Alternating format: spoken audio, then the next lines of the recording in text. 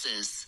Mbasa Mvenene joins us. He's a political studies lecturer at the Walter Sisulu University, and we're looking at specifically the current climate. Mr. Mvenene, how are you, sir? I'm well, and thank you for having me. It's quite an interesting time. I think all of us are looking specifically at the capture of the Venezuelan president and a lot of contestation around that. But we're looking at particularly the ANC's, the National Executive Committee meeting today, with one of the key issues on the table being the party's position on the unfolding situation in Venezuela and what its formal response as an organization should be. So, Mbasa, we've always sat on the fence. Politically, I even talked about our country being negotiated through dialogue. Of course, we do understand the standpoint regarding the ICC and Israel, which we took as a country. But the question we're asking today, really, what does this mean for us as South African voters, and particularly the ANC National Executive Committee's meeting today? Okay, well, number one, the situation in Venezuela, I must say, is one that sets a very dangerous precedent for extremely powerful countries militarily and politically. I did look up the ANC's NEC meeting today, and reading what the Deputy Secretary General Nomvula Mokonyane said.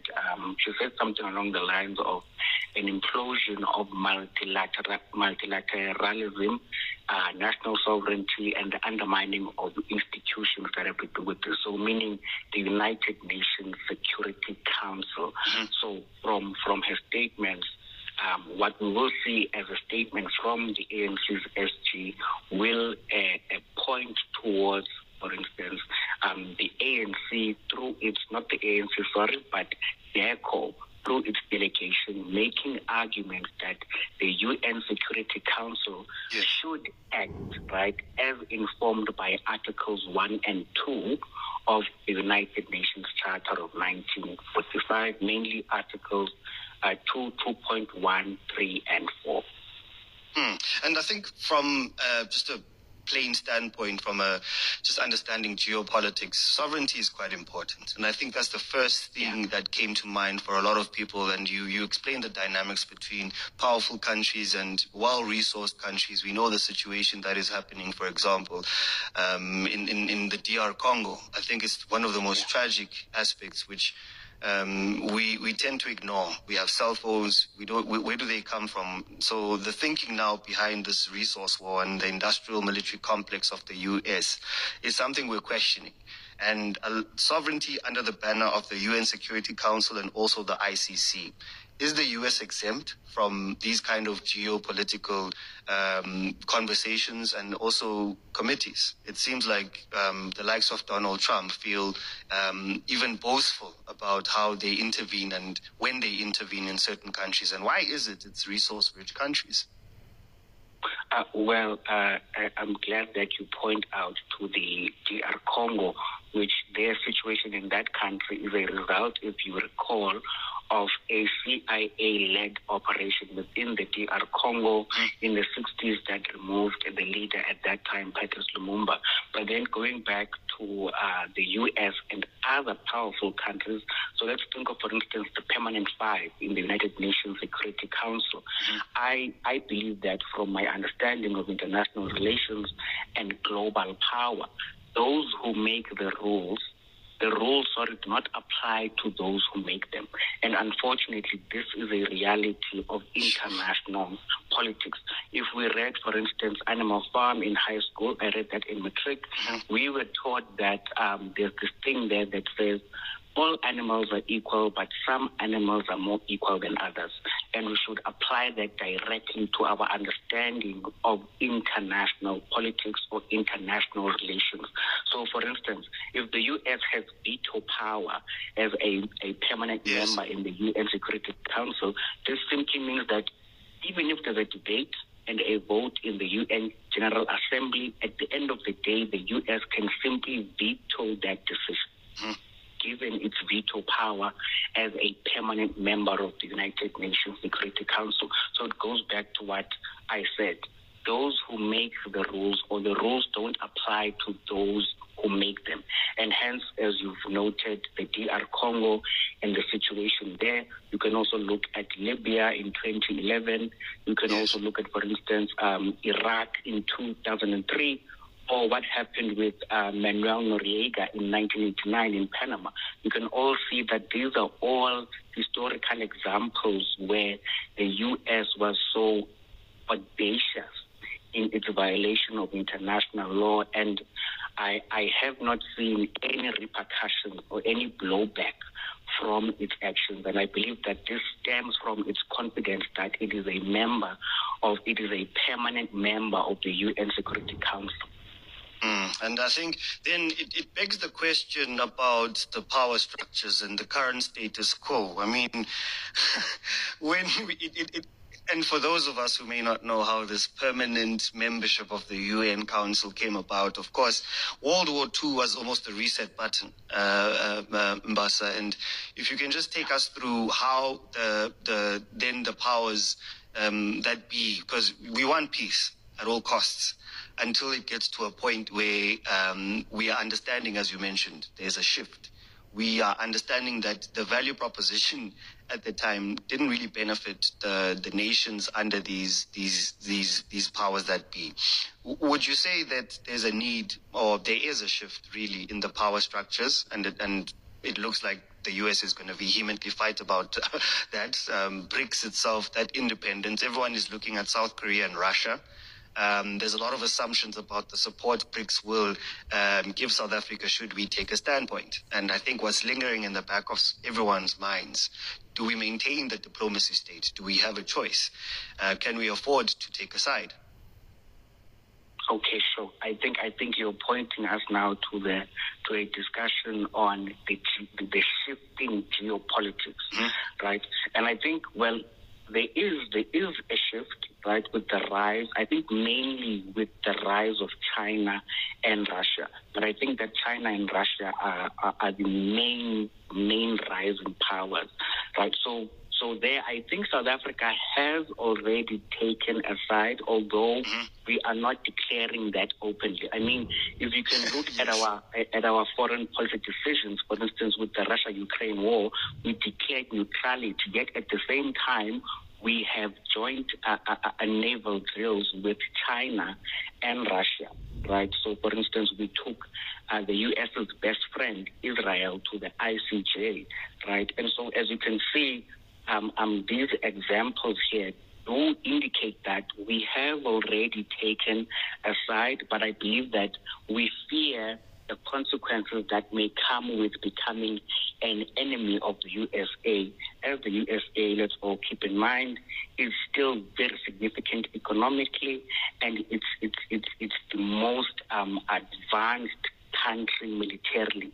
It spends I think it has the largest spending on the military globally, on spending on its military. So I believe that we saw, for instance, last year, the economic impact of the withdrawal of PEPFAR, US aid, and the tariffs from the US, and we are now also experiencing the pending renewal of AGOA, and these decisions by the US can be felt by the ordinary person in South Africa on the ground. And although there is this shift with Russia and China, BRICS plus, but we need to, for instance, ask ourselves realistically, would China, for instance, invest militarily in supporting South Africa? Should South Africa, as a developing country, go against a first world nation that I said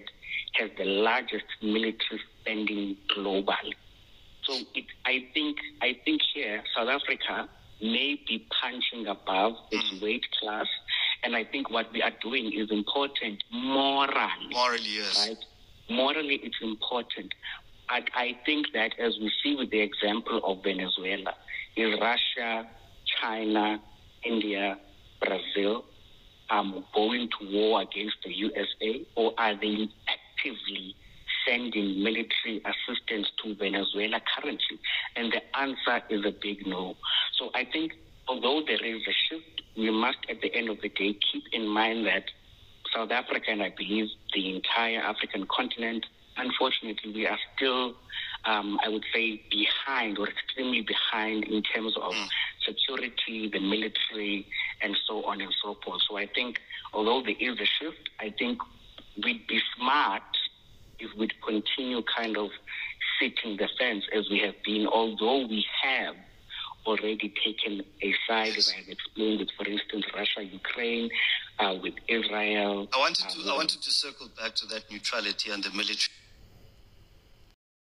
I've explained with, for instance, Russia, Ukraine, with Israel. I wanted to circle back to that neutrality and the military drills. Aren't we contradicting ourselves? Well, it all depends on where you're standing. Because one may argue that we are contradicting our position of neutrality, but the other person may argue that any sovereign state, right, is free or independent to make decisions domestically and in terms of foreign policy. It can make friends with any other nation without interference or cohesion from external powers. So there are two arguments here. Right? One is based on sovereignty of South Africa, and the other would be based on a hypocrisy, where you claim neutrality, yet you have joint military drills with one side that is involved in a particular war. Can I be your friend and also friends with your enemy?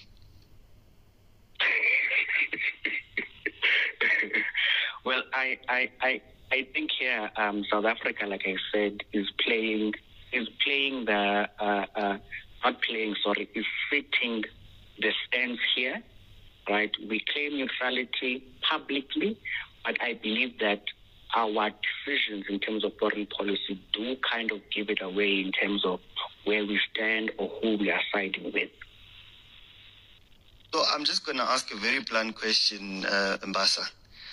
Is our military ready? And I'll give you a very blunt answer, no. What is the perception of our military, would you say, a South African sentiment? We've seen the Mapena videos, but unfortunately we've also seen some of the horrible decisions being made. We've seen lives lost on a more serious aspect. Soldiers sent to war and lives being lost, decisions not being taken accountability for. Yeah, definitely. I saw recently, I believe just late last year, I saw a statistic, and I believe it was from SANDAP itself, where it was stated that only 27% of our defense force are combat ready. And as you just mentioned, you can look at, for instance, when our soldiers were deployed to the DR Congo.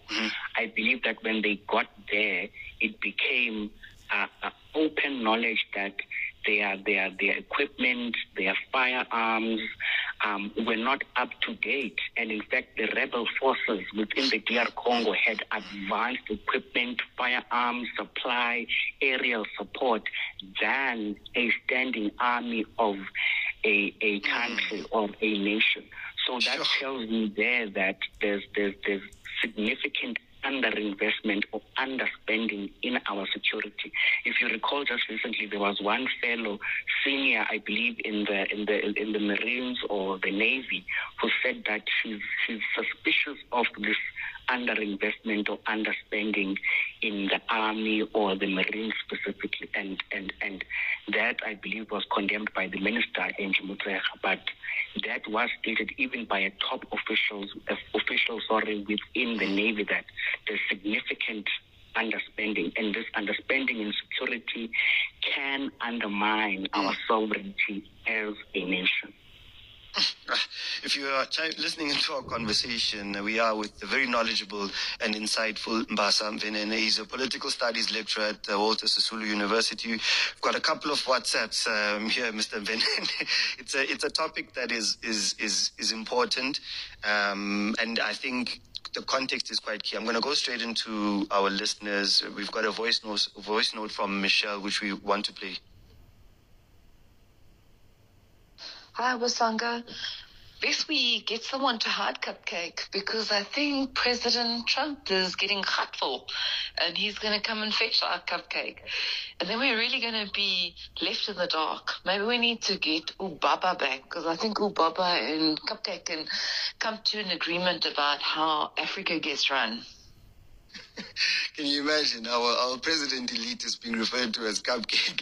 But nonetheless, Mbasa, one of the things that I've always said is that our president Cyril Ramaphosa is a great business person. He's a great business person, but the relationship between, to answer Michelle's question more specifically, between Barack Obama versus Donald Trump, we know it's devolved, and we're asking about the ANC's foreign policy specifically because of the decisions that have been made. Where does President Cyril Ramaphosa's relationship lie in our destiny? Could it have been better with, why was it, and could it be better? I mean, we're talking about very serious, we talked about AGOA as well. What's your response to Michelle's voice note? Well, I believe Michelle was talking about Ramaphosa and Jacob Zuma, right? In terms of when she said Ubaba. Was it Ubaba? Yes, sorry, my apologies. I don't know why I heard Obama. But yeah, Ubaba. Yeah, I think I saw Balomchita, also Sizwe Mpofu Walsh, saying that, hey guys, if I look at the track record, it looks like Jacob Zuma did a better job when it comes to executing. Where we are right now, it just seems like the PR exercise of Cyril Ramaphosa wasn't as effective. Thanks for that correction. Okay, sure. Well, just to build on that observation, I think when we look at Cyril Ramaphosa's administration, I think what he has achieved really within his term is that he has really, I think everyone is kind of being soft on him, right? I believe that in a way, we want him to succeed simply because he's an excellent business person. But we then need to ask ourselves, does being a good business person make you a good head of state? Right? We need to ask ourselves that question. And when you look at, for instance, the indicators, the social and economic indicators, when you compare Ramaphosa's administration with that of Jacob Zuma, looking at the numbers without even interpretation, you can clearly see that things were better under former President Jacob Zuma. Of course, then those numbers would have to be nuanced with interpretation, right? But the numbers themselves, the indicators, tell us that life was better under the administration Kababa. I believe that Ramaphosa has a very good public relations canon, if I may say. His ratings and so on. But when you look at actually what he has done, what has been achieved in terms of bread and butter issues, economic and social circumstances, you can really point at anything. And a lot of our listeners, there's a lot happening, and I see there's WhatsApps and SMSs. There's questions as well around the clashes in Iran and the protests which entered the second week, with rights groups also talking about at least 12 people, including members of the security forces, being killed since the protest kickoff. Shopkeepers strike in Tehran on December 28th. So our listeners are asking about, which aspect of geopolitics, but we can't cover everything, but we're not ignoring it. But I guess the larger conversation here, Mbasa, goes back to, for example, let me focus on one of our listeners saying it's not unprecedented. Hence, it occurred in 1979 with the Russians in Afghanistan. They even killed the president Hafizullah Amin, and 1990 in Panama with the president Manuel Antonio Noriega Moreno taken away from power by the U.S. Special Forces. It goes back again to the conversation we were talking about. The writers of the laws seem to be exempt from them. Yeah, exactly. I think the listener there is right on the money, and I think that is why, for instance, the DSG of the ANC implied that the UN, as a post-World War II institution that was established to avoid these kinds of things from happening, may not be working for the global south. And hence, she implied that there may be a need for the Global South to regroup and think of an alternative platform. What shape that may take can only be known by the DSG or her party. But in terms of the United Nations, right, I believe that the Global South or the developing world has not really seen materially, right, all that is promised by the UN Charter, its first and second articles. So there's one of our listeners, Sete Tipe, says, Tanzania is shaming South Africa by maintaining the original Nkosi Sikelel Africa, which is in Swahili unpolluted. What are your thoughts on that? Sorry, can you please come again? So Sete Tipe, one of our listeners, says, Tanzania is shaming South Africa by maintaining the original Nkosi Sikelel Africa in Swahili unpolluted. What are your thoughts on that? So by unpolluted, I believe that the listener is speaking of the English and Afrikaans parts to the anthem. I'm not sure. They just mentioned that the original is what the ideal should be. They are specifically saying that we are being shamed because Tanzania is maintaining the original. Anyway, man, look, those are all symbols. Remember, we have what are called national symbols, right? The national anthem, the national flag. All of these elements should be viewed as being symbolic, but I think what we should be more concerned with is substance. Is the Tanzanian government in control of, for instance, its economic destiny? Should be what is the focal concern. If, for instance, one country is shaming South Africa, it should be shaming South Africa in a way where that country economically, militarily, politically, socially, and otherwise is advancing at a pace that moves far faster than South Africa. But I think that symbols and flags and anthems and national animals shouldn't really be a criteria used for shaming one country by another. Basically, what you're saying, Basa, you correct me if I'm wrong, is indaba zakho. Yeah. Yeah, another listeners, because it's difficult. But I won't lie, I was shocked when I saw the news of the Venezuelan president. I immediately posted it, went into research mode. I called some of my friends in America to ask them, dude, I'm going on air tomorrow. I need to understand this from your point of view, from an analysis from someone in the US. What does this really mean?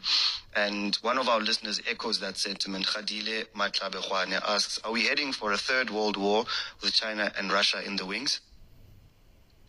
No, I don't. I do not see that happening.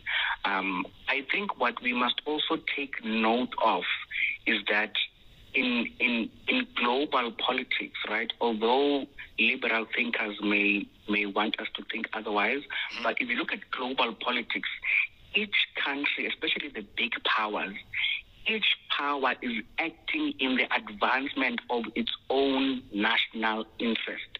I have not seen a genuine collective interest by any of the big powers, I believe, in the 20th century up to this point. For instance, the U.S. is acting in the advancement of its own national interest, and the president there has declared publicly that they want their companies in the U.S. to have access to the oil and resources in Venezuela. He's made it very publicly known. And China, for instance, China has a trading relationship with the U.S. that is very favorable to China. And so the relationship between the U.S. and China isn't one that China would nilly-willy just discard or get rid of. And if you look at Russia, for instance, Russia is currently at war with Ukraine and I believe NATO in terms of the money that's being sent into Ukraine. But I have not seen China doing the very same thing for Russia. Neither have I seen Iran do the very same thing for Russia. Neither have I seen any country that claims to be on the global left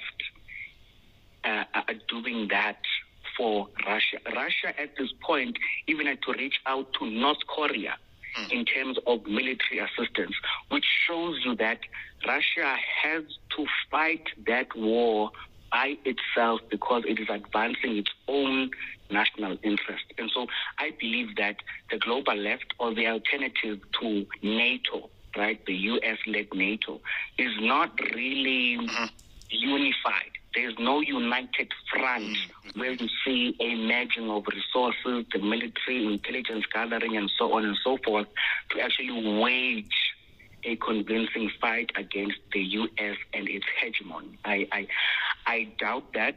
Maybe that may happen, maybe 100 years after today, but I doubt that it could happen anytime soon. This is I think it's just a question I want to put out there. Can the Americans do anything about the decisions made by Donald Trump? Is it a case of revitalizing the U.S. economy? We're talking about a boon of a oil boon of around, I think the numbers are sitting at 303 billion barrels of oil strategically in terms of resources. Why is this an important discussion? Nigeria are in the top 10, I think number 10 in the oil reserves. What does this mean strategically? Well, like I said earlier, the U.S. wants its transnational corporations to actually regain ownership and control of the oil resources within Venezuela, keeping in mind that when we had Maduro's predecessor, Hugo Chavez, right? Hugo Chavez, when he came into power, he then said we need to nationalize our oil resources and ensure that our oil actually benefits the people within Venezuela, which made him a very popular president within his own country. And so when a state nationalizes its minerals, what that means is that the private players that owned and controlled those resources would lose them without any form of compensation. And if they do participate, for instance, under Hugo Chavez, the government took 60% of the profits and the corporations took 40% of the profits. And so that, of course, would not be favorable circumstances for companies or corporations that are driven mainly by profit making. And so, as you may have seen in some of the headlines recently, this evening, there's been a positive response from U.S. markets and investors following the U.S.'s invasion of Venezuela. And so this indicates that, in fact, U.S. oil companies, right, will now be able to advance their profiteering motive by going back into Venezuela. And the lady now, who's the acting president, has been told by Donald Trump that even if she tries to act tough or to make statements about anti-imperialism, at the end of the day, she has no choice but to cooperate. And if she doesn't cooperate, she's going to face severe consequences, even more severe than those faced by Nicolas Maduro. And these are statements from Donald Trump himself. Yeah, no, and then in terms of I think a lot of let's go back to AGOA. Does AGOA benefit South Africa? Is it a fair sort of arrangement, considering a lot of the West Pac nations and where they've decided? I think Mali, Burkina Faso, they're going the nationalization route when it comes to resources. We know the effects. It may seem sitting on the fence has never been more comfortable. Well, AGOA, yes, AGOA has been beneficial for South Africa. But then with everything, there's always an upside and a downside. So the downside of AGOA is that it kind of traps South Africa within this continuous loop of just exporting a raw or unprocessed products to U.S. or EU markets. So, for instance, by being part of AGOA, it means that it becomes difficult to, for instance, say, now we want to beneficiate our minerals before we export them, right? Or to say, for instance, before we sell you guys olives, we want to first actually add value to them, to some kind of processing plant before we export them to you. When American markets simply want us to give them our products or produce in their raw state without them being processed. So that's the downside. And without processing, without value addition or beneficiation, that means that the country's domestic economy cannot develop. It cannot industrialize. And if it cannot do that, it cannot create a large number of jobs. So now with agriculture and so on, we're simply exporting our produce as it is. That's the downside of AGOA, but it also has upsides. Through, for instance, South Africa saying a trade surplus with, for instance, our trade with the USA and the EU, where we sell more than we buy from them. And therefore we make a positive financially from that trade. I think Botswana has been quite definitive about the negotiation, to your point, trade deficits. Are we really looking closely at our current relationships and if they're benefiting us or not when it comes to trade? Is there something more we can do? And because a lot of the conversations which are a bit more radical are, partnering with the BRICS nations, and it is sounding like it's simplistic to say it's AGOA versus anything else. But with all those decisions having to be made, what's your view? Well, in terms of the alternative of the BRICS plus nations, that, of course, I believe that is what political leaders say when they, for instance, want to sound politically radical. I was about to say. To their constituencies. But, I mean, when you look at the numbers, our trade with our BRICS plus nations is at a deficit. And our trade with the US and the EU is at a surplus, right? Although I did say that has its own downsides, but our trade with BRICS plus nations is mainly at a deficit. And so it would mean that we would have to renegotiate our trade with, for instance, nations like China, where we have to let them know, for instance, that if we're going to be selling, for instance, let's say, what are these things, citrus fruit to you, right? We aren't going to be selling that to you in its primary state, but we want to actually open plants and factories that are going to actually convert this fruit into whatever product that we can sell to you guys in its tertiary state.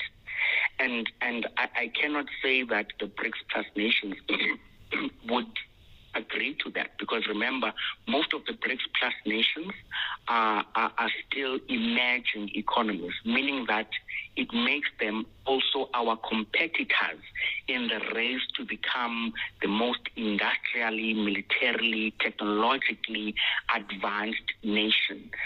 So the BRICS plus is kind of a collection of developing nations or emerging economies, and as a result, it kind of makes us competitors. And so when you now look at the US and EU, you see the trade surplus. And so I think whether we go US, EU, or we go BRICS plus, at the end of the day, South Africa must come to a reality that we need to renegotiate the terms of trade. We can no longer continue to export primary goods or primary products. That does not help us in terms of developing the economy. So these seem like very rational discussions and conversations. I don't want to take it for granted that we've got the right people at an executive level. Why does it seem so plain and simple to us? And thank you for the sober and well-weighted strategic outcomes of each scenario. Why can we discuss these discussions? They seem practical, rational. Are they getting to the right people? Are the people at the decision-making positions not aware? Are they not listening to their, subordinates? I can't say that. There's no ways we can overestimate our intelligence, and our 702 listeners are quite well knowledgeable and well read. But how come we can talk theoretically? Is it a case of, once again, those powers that make the rules not being impacted? Is this just rhetoric? Well, I don't think it's really rhetoric, but I think importantly is the power imbalance in terms of world politics that also, speaks to trade. But I think, let's be honest here. Even if a minister isn't really the sharpest tool in the garden shed, a minister employs, I believe, 11 people who can then help the minister in making decisions and so on and so forth. We have brilliant minds in South Africa. We have PhDs and so on, very brilliant people inside the country. They write books and so on and so forth.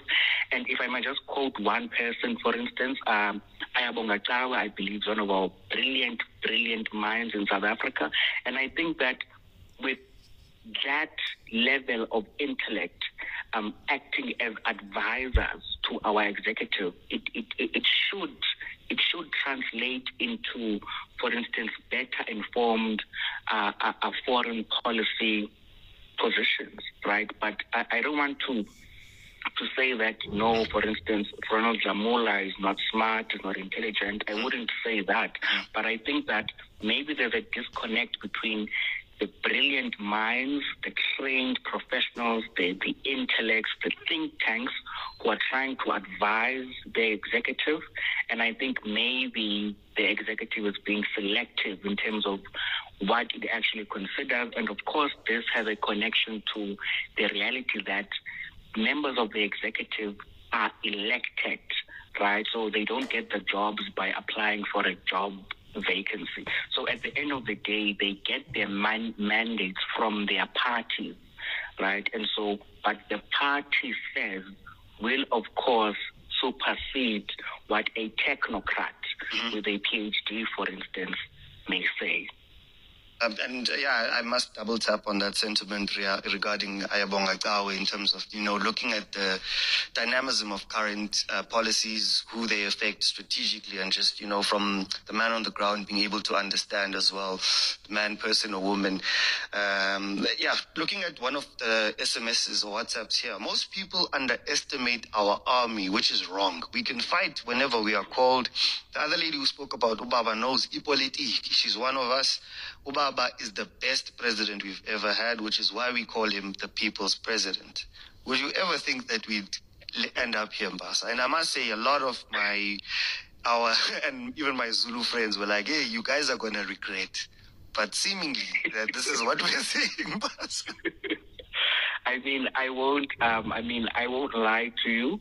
I, for one, before the 24 election, I didn't really see the MK, becoming the third largest party in South Africa. I think the whole, dark cloud of state capture and so on and so forth would kind of limit the vote that the MKP would receive. But surprisingly, it actually showed South African public that we shouldn't underestimate Jacob Zuma's appeal, his charm, his popularity. Some even call it the Zuma factor, and how he is able to be a political character that can capture people's imaginations. I think when we also look at the numbers, for instance, look at the by-elections last year. The MKP, although it has been changing secretaries, there's been instability and so on, but surprisingly, it continues to win by-elections, mainly within KZN. And so that, for me, is something that is really, interesting because when a party has that level of instability, you would expect that it wouldn't be winning local elections. But the MKP is doing that. And it seems that support for the party's leader, will not take a dive in this year's election. I just don't know what's going to happen when, God forbid, he transitions, and then what happens with the Mkhonto weSizwe party without his personality as at the head of the party. That's what I really do not know. I think the growth of the MK has surprised many South Africans. I think there's been lots of, what is it about South Africans? I think it's hope generally, the promise of it. Sustained growth though. Is there any other party that has been able to sustain and achieve this? We can talk about COPE, for example, the other small parties that have come up because of fragmentations. Do you feel, it sounds like, correct me if I'm wrong, you feel that the MK's growth is going to be positive? Yes, definitely. That's what I'm saying. I'm saying that the MKP will surprise us. What are they getting right? I think what they're getting right is two things. One, making Jacob Zuma their president, and then secondly, not having what you call these elective conferences. I think when parties are still in their formative stages, elective conferences can really derail parties. If you look at COPE, for instance, what really became the nail to the coffin for COPE was, these elective conferences. And so look at, for instance, the Patriotic Alliance, look at Action SA. Those parties don't have elective conferences. And if you look at the city of Tshwane, the Action SA mayor there is doing, I believe, very well. The Patriotic Alliance, in terms of the by-elections, has been doing well. And I think they are a decent competitor with the DA within the Western Cape. And of course, I'm not saying that an absence of internal democracy is correct. I'm not saying that. But I'm saying it seems that it maintains a party's positive growth through successive elections. And also with the MKP, also, I think as South Africans, we underestimate the kind of the, what we call this kind of identity politics, right? I think we downplay identity politics, what is also called tribalism, but I wouldn't refer to it as that. I would rather say it's identity politics. And I think the rural vote is also glossed over in South Africa. I believe that if you can win the rural vote, I believe that you make a very big dent within any province. And it's crazy because it's the rural vote, some are doubling down. And there's that sense of tradition as well that must come through. Yeah. And let me just read one of the messages from one of our listeners. Or I think I did, but just to round off then with regards to our analysis and the foreign policy mattering to the voter base. It seems like most of the political parties have been quiet. Should they say anything? It doesn't sound like it's quite the time to say anything. It feels like we're politically constipated. That's a new term to me, politically constipated.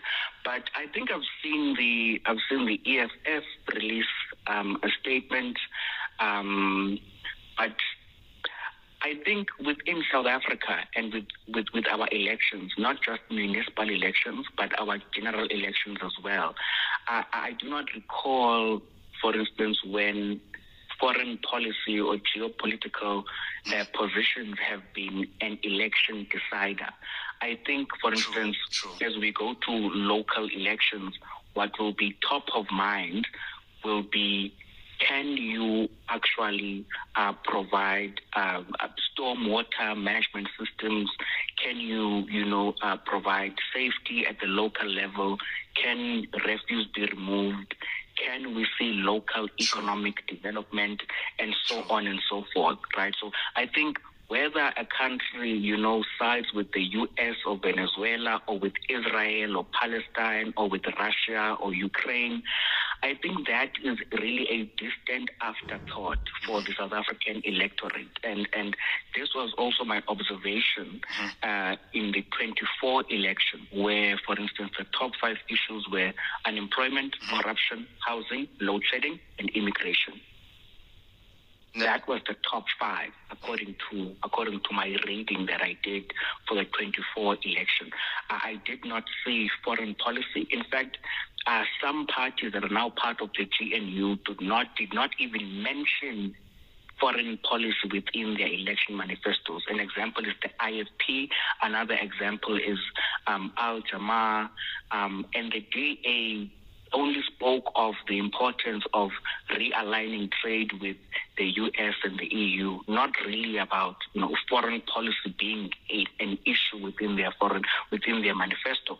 Although one must acknowledge that foreign policy has since emerged as a key site of ideological contestation within the GNU. But for most of those parties, it wasn't even mentioned in their manifestos. Because I think one term my mentor once said, it's called political ideological necrophilia. Making love to dead concepts, but you want a new result. But nonetheless, we've got another message from one of our listeners. Evening, I think you're giving MKP too much credit. It's just 1 year old, so you can't compare it with COPE or any other party for that matter. MK party winning vote in mainly rural KZN in by-election doesn't mean it is growing. Identity politics are dangerous. That's from Mr. Sepanya. What are your thoughts on that? Yeah, true. I mean, it is true that the second part, identity politics, are really dangerous. And to the listener, I will say that I encourage, in fact, voting based on issues, right? Voting based on, you want jobs, you want an end to corruption, you want housing, and so on. Your vote shouldn't be determined by, how the candidate looks, if you share the same ethnicity as the candidate, because that may be uncritical in terms of how you vote. So your voting should be determined by issues that you are concerned about, that a particular candidate promises to address. But in terms of, like you're saying, I'm giving them too much credit, I think maybe the listener can just go and look at the by-election summary for the previous year, and they can see that the MKP is really, really doing well. Like I said, it was surprising for myself as well, because I looked at the party's instability with, the constant changes and one person being removed from parliament, and then, all of these changes in the MKP and the instability and the Duduzile Ukraine thing that happened. But surprisingly, the by-election results are telling a different story. Yeah, because then the counter question is South Africa prone to identity politics? Is that what appeals to us? I think it does.